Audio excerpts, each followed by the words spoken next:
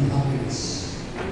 It is always a joy for your people to come together before the throne of grace, praising Thee for the wonderful works of your hands that brought us together as one kapamilya, kapuso, kapatid, kapaglaon at this moment of time. This is a lovely church when other churches around the world is also celebrating the same. That we pray that you will unite us soon in a heavenly place where all of us will enjoy life eternal with you.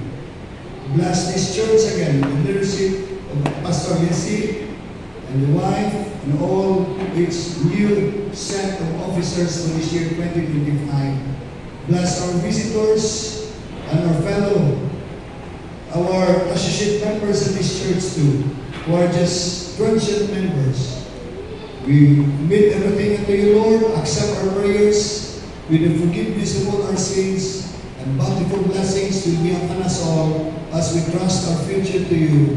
Together, church, we say, Amen.